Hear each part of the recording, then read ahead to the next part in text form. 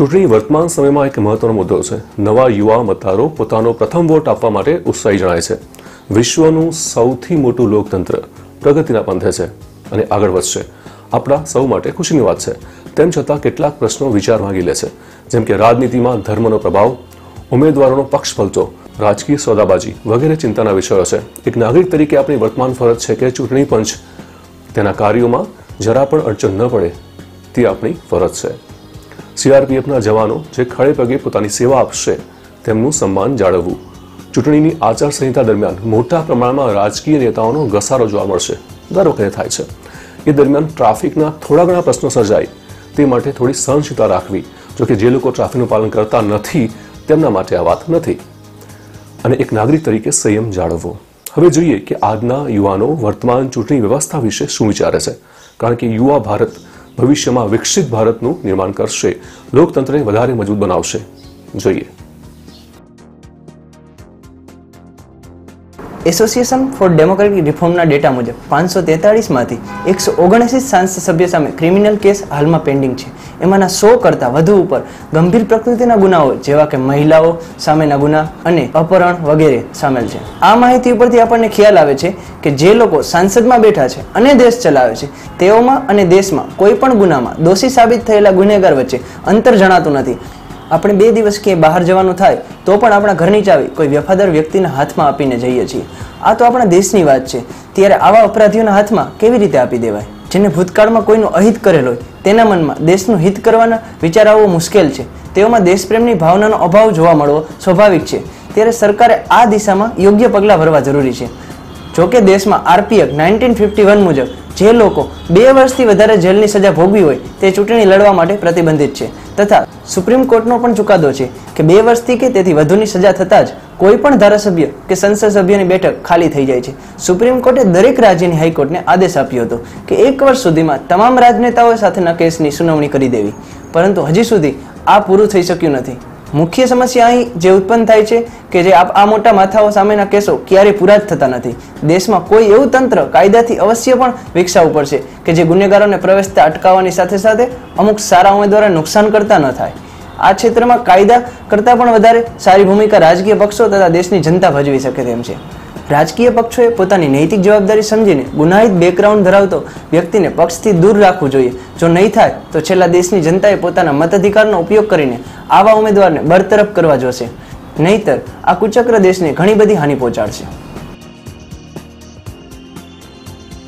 શું રાષ્ટ્રસત્તા મેળવીને જ રાષ્ટ્રહિતના કાર્યો કરી શકાય?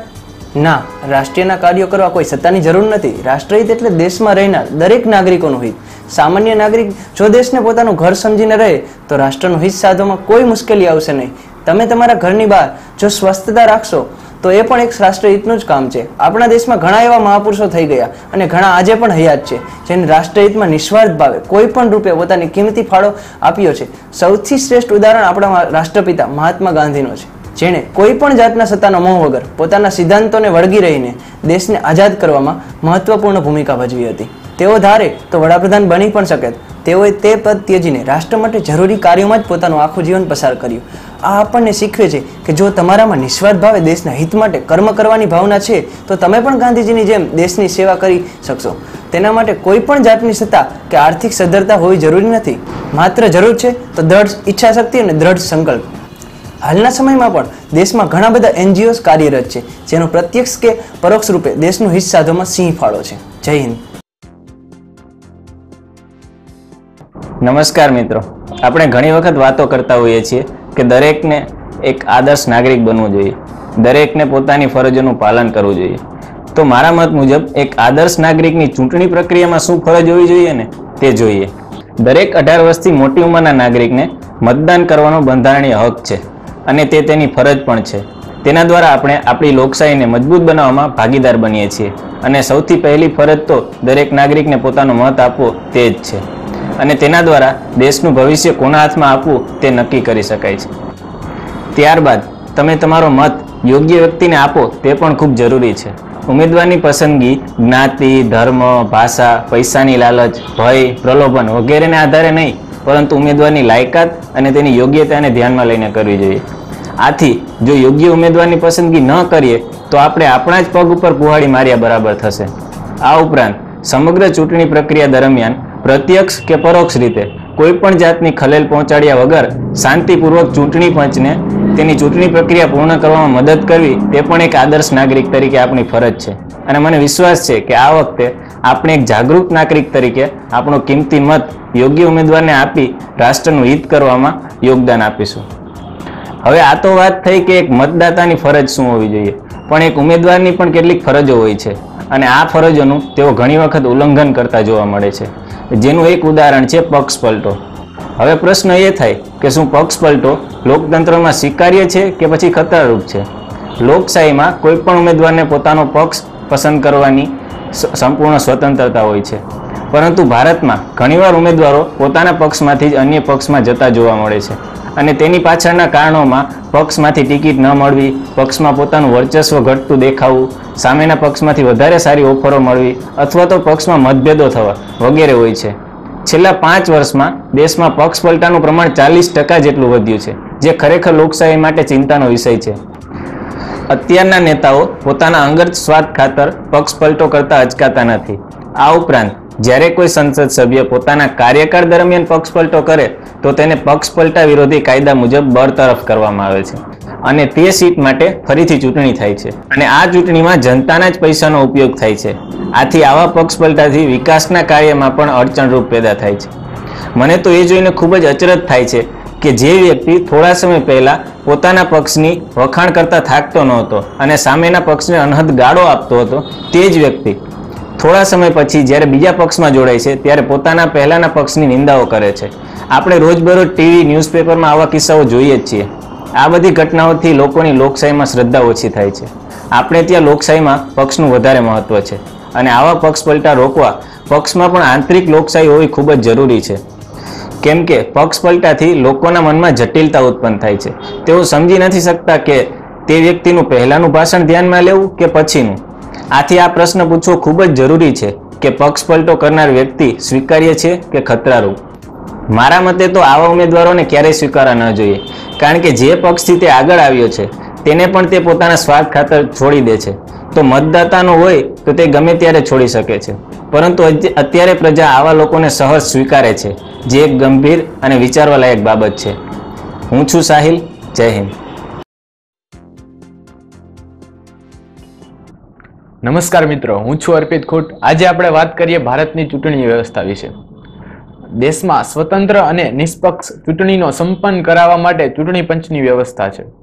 ચૂંટણી પંચ એ સ્વતંત્ર અને સ્થાયી સંસ્થા છે જે નિષ્પક્ષ ચૂંટણીઓ થાય એવા પ્રયત્નો કરે છે, છતાં ચૂંટણીની પક્ષતા પર પ્રશ્ન ઉદ્ભવે છે. તે માટે 1998માં ચૂંટણી પંચ દ્વારા ચૂંટણીઓ ઈવીએમથી સંપન્ન કરાવવામાં આવી, છતાં પણ ઈવીએમ પર જ પ્રશ્ન ઉદ્ભવ્યા, જેથી ચૂંટણી પંચ દ્વારા વીવીપેટનો ઉપયોગ શરૂ થયો.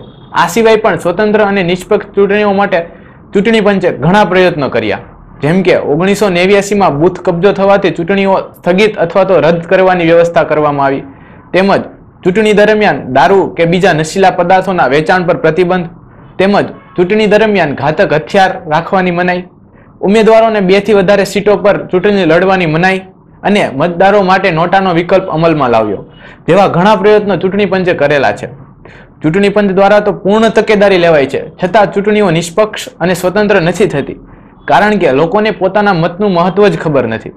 તેમજ પૂરતા શિક્ષણના અભાવને કારણે મતદાન ખૂબ જ ઓછું થઈ રહ્યું છે, જે દર વર્ષે લગભગ 60 થી 65% વચ્ચે હોય છે, જેમાં 40% લોકો તો પોતાનો મત આપતા જ નથી અને બીજું 60 થી 65% મતદાનમાંથી 30% મતદાન મેળવનાર ઉમેદવાર જીતી સત્તા પર આવે છે, જે ભારતના લોકતંત્ર માટે નુકસાનકારક છે. માટે લોકોએ પ્રથમ પોતાના મતનું મહત્વ સમજવું જરૂરી છે.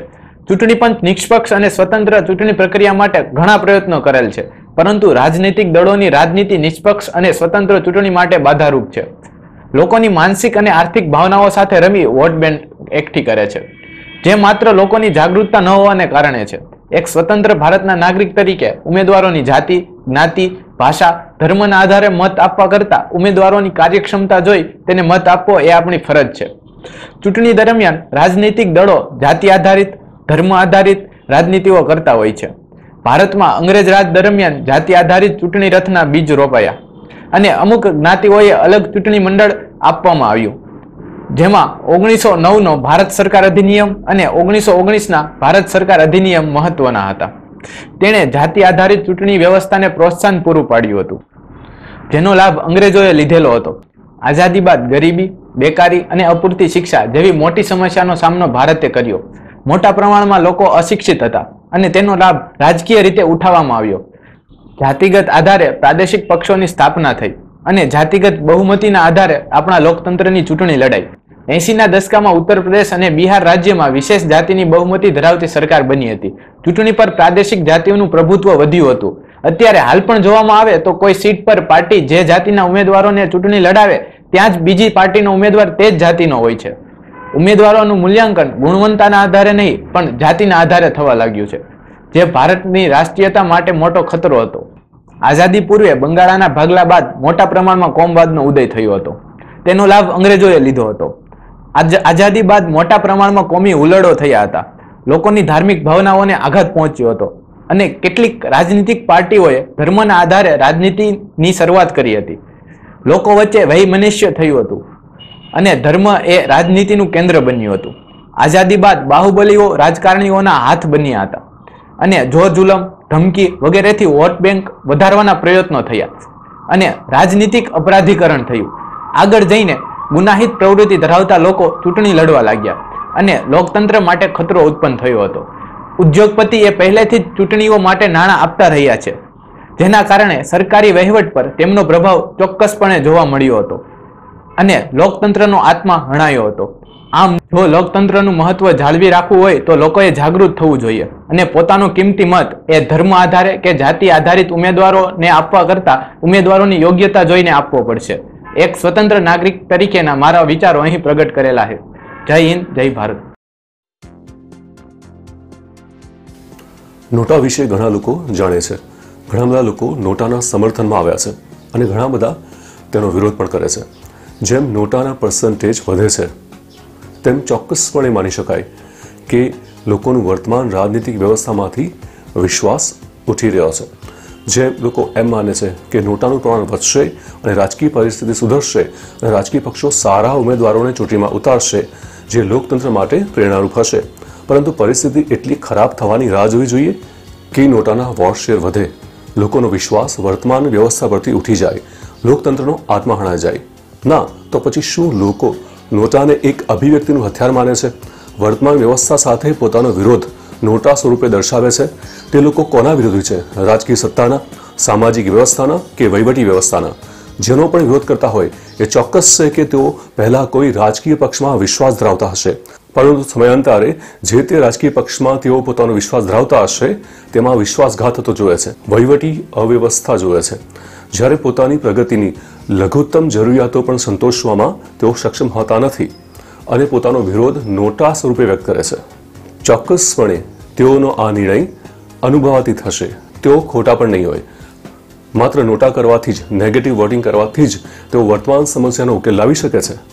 ના, વ્યવસ્થા બદલવા પોતાનો વૈચારિક ફાળો આપવો પડશે. તમે આ વ્યવસ્થાથી નારાજ છો તો વ્યવસ્થા પરિવર્તન માટે આગળ આવો. માત્ર 5 વર્ષમાં એકવાર નોટા કરવાથી જ સમસ્યાનો ઉકેલ આવવાનો નથી. મત ન આપનારા અને નોટા કરનારાઓમાં મૂળ તફાવત એ માની શકાય કે મત નથી આપતા તે લોકોનો લોકતંત્રમાં વિશ્વાસ નથી, તેઓ વોટનું મહત્વ સમજતા નથી, અને નોટા કરનારાઓ લોકતંત્રનું મહત્વ સમજે છે પરંતુ વર્તમાન વ્યવસ્થાને લોકતંત્રને અનુરૂપ માનતા નથી.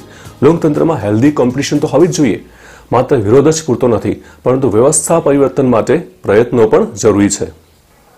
જો નાગરિકો તેમની ફરજો પ્રત્યે સભાન હોય, સિસ્ટમને જાગૃત રાખવા થોડો સમય કાઢે, જાહેર સંપત્તિઓનું સન્માન કરે, સરકાર પાસે હિસાબ માગે, સોશિયલ ઓડિટિંગમાં ભાગ લે, સિસ્ટમની ખામીઓ સામે આંખ આડા કાન ન કરે, ચોક્કસપણે નોટા કરવાની જરૂર નહીં પડે. જે લોકો મતદાન કરવા જતા નથી અને જે લોકો નોટા કરવા મતદાન થઈ જાય છે તેમાં કોઈ વિશેષ ફરક નહીં પડે. ચોક્કસપણે મત આપવો જોઈએ, તે આપણી ફરજ છે અને અચૂકપણે નિભાવવી જોઈએ. જો નોટા સમર્થકો ભેગા થઈ પોતે શા માટે નોટા કરે છે તેના કારણે ચર્ચા કરે, સિસ્ટમ સુધારવા માટે પોતાનો સમય આપે, એવો વિરોધ પણ નકામો છે જે આમૂલ પરિવર્તન ન આણી શકે. તે માત્ર સંસાધનો વ્યય જ કરશે. છેલ્લી ગુજરાત વિધાનસભાની ચૂંટણીમાં 5 લાખથી વધારે લોકોએ નોટાનો વિકલ્પ પસંદ કર્યો હતો. આ સંખ્યા ભલે નાની હોય પરંતુ તેઓ એક જ પ્લેટફોર્મ પર એક સાથે ભેગા થાય અને વૈચારિક આંદોલન ચલાવે તો વિચારી શકો કે ઘણા પરિવર્તનો આવી શકે છે. બીજી વાત, આચારસંહિતા લાગુ થઈ તે પહેલા ઘણા લોકોએ અનુભવ્યું હશે કે જાહેર ઇમારતો, રસ્તાઓ જાણે કે રાજકીય સત્તાની ખાનગી મિલકત ના હોય તેમ જોવા મળતા હતા. આચારસંહિતા પહેલા જાહેર સ્થળો પર કૂચડો ફેરવામાં આવે છે. શું આ બધા સ્થળોએ પોતાની ચૂંટણી વિષયક જાહેરાતો, પક્ષો વચ્ચેના વિવાદો, ટીકા ટિપ્પણી આ બધું કરવું જોઈએ? શું સાબિત થાય છે? ટીવી ચેનલ્સ, ઇન્ટરનેટ વગેરે માધ્યમોથી લોકો જાગૃત હોય છે. કૂચડો ફેરવેલ પોસ્ટર્સ મધ્યયુગીન માનસિકતા છતી કરે છે. ટીવી ચેનલ્સ પર રાજકીય પક્ષોના સમર્થનના આક્ષેપો લાગે છે.